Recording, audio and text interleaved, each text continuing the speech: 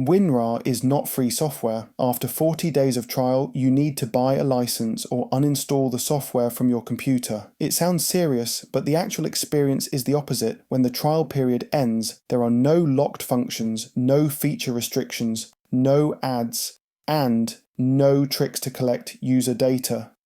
In fact, most people know this. They continue to use the software as if they had purchased a license without having to pay any fee. What seems to be a bug turns out to be a strategy intentionally implemented by the Winrar development team. The question is, who is really paying for this software, and how can a software company survive when most users do not pay for their product?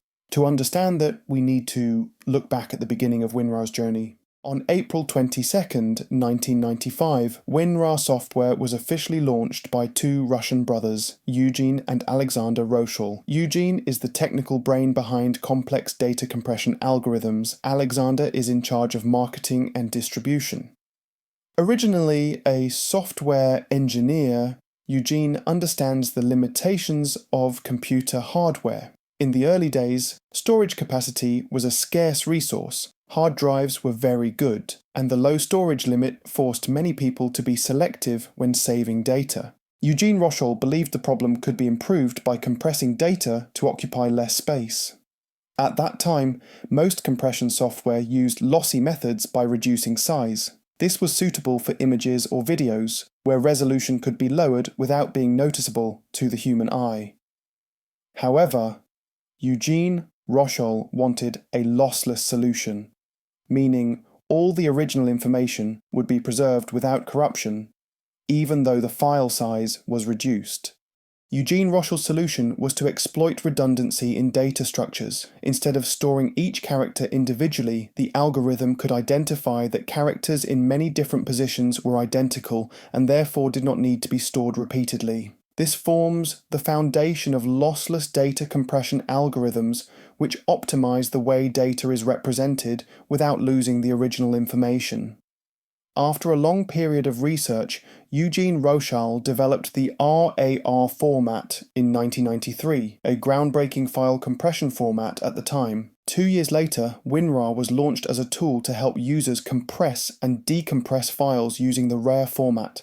From the beginning, Winrar was released under a free trial model, but with a virtual limit, so users were notified about the trial period, but were not prohibited from continuing to use it. This mechanism quickly brought Winrar into the hands of millions of users worldwide. At a time when every megabyte of data was precious, Winrar became an important tool for saving storage space. Subsequently, the RAR format also became a popular standard alongside the zip format. With continuous development, Winrar has been consistently updated with advanced compression technologies. Eugene Rochal quietly released upgrade packages over time, enabling the software to keep up with the increasing storage demands. However, as hard drives became cheaper, storage capacities larger, and cloud storage solutions more popular, Winrar's role gradually declined. Nevertheless, the name Winrar, if most users don't pay, then who is paying and how has this company managed to survive for nearly 30 years? Let's find out. The clearest difference between the free version and the paid version of Winrar is just the $29 notification. Users can remove this annoying reminder by paying. This isn't really a technical benefit or an improvement in user experience. Some frequent users find the real value of paying is saving time and avoiding interruptions to their work. Some users have analysed and shown that in the long run, purchasing a Winrar license actually saves a significant amount of time lost due to the reminder window. However, this group is still a minority. Most users simply close the reminder window every time they start the program without feeling the need to pay. This fact highlights that Winrar is essentially a nearly free software for everyone. This is a carefully calculated strategy by Winrar. In the software world, protecting a product from piracy is not overly difficult to implement. Modern technology allows the creation of security mechanisms so robust that ordinary users simply cannot bypass them. However, the key point here is not the technical capability, but the user approach strategy. If a software is too hard to access, users won't go to great lengths to use it. They will simply switch to an easier option. Windows is the clearest example of this. The reason Windows became the most popular operating system is not just because it is good, but because it is easy to copy. This made it familiar to the vast majority of users, and once users get used to a product, the likelihood of switching to another platform is very low. If Windows had been protected as strictly as macOS, Linux might have taken over the market. If Winrar had tightened access and forced users to pay, this software could have been replaced by other tools like Zip or 7-Zip, but instead, Winrar allows the majority of users to continue using the software for free, without feature limits, without obstruction, and without hassle, as a long-term investment. Thanks to this open strategy, Winrar has built a large user community. When the majority of users become familiar with a software, companies have no choice but to follow that standard. In the corporate environment, public standards are always a decisive factor. Some companies may require employees and partners to use less common file formats. But those are only a minority. Most organizations will comply with what users are accustomed to in order to ensure efficiency and simplicity in workflows. Not only customers, but also employees are part of the public. If employees are very familiar with Winrar, then it is natural for the company to provide this software to them. This is a major reason why software suites like Microsoft Office or Adobe Creative Suite remain sustainable in the corporate environment. When users are accustomed, organizations follow.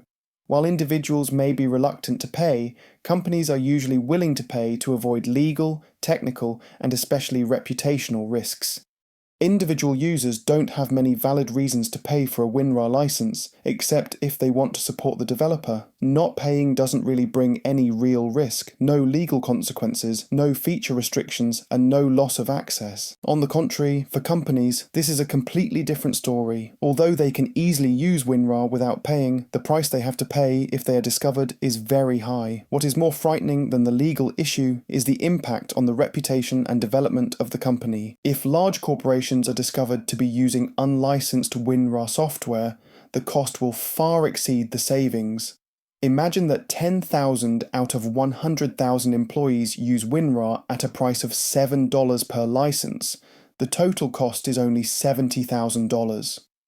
This is a very small number for large companies, but if they use Winrar without paying, it will greatly affect the reputation and revenue of the company.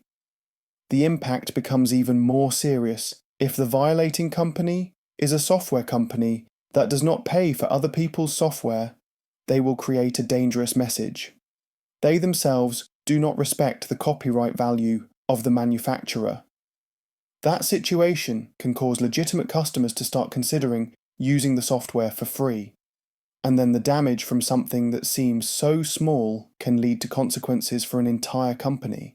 From this perspective, the model that Winrar is applying is no longer a strange thing, but a calculated business strategy. They are the pioneers of the premium model, providing it for free to the majority and making money from a small group of customers who are willing to pay. It was a brave approach in the 1990s when most companies still kept the mindset of selling software to collect money immediately. But time has proven the rightness of this direction. Today, the premium model has become so popular that it has become the standard.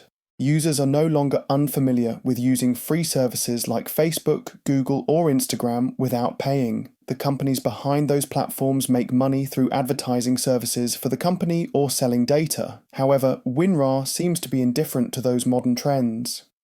They are still loyal to their own model, a model that is not forced to change with the flow of the market. Winrar is a testament to a solid and humane strategy. Although it is not as popular as it used to be, and the demand for compressed files has diminished in the cloud storage era, Winrar still maintains its effective operations. Data from Google Trends shows a decline in interest, but the company still records a revenue of about $21 million per year. With a compact operating scale, Winrar can still make a stable profit. They just need to keep their strong identity and continue to exist as a quiet legend in the hearts of millions of users. Thank you for taking the time to watch this video. If you find the video useful, please leave a comment below to support the group. Goodbye and see you in the next video.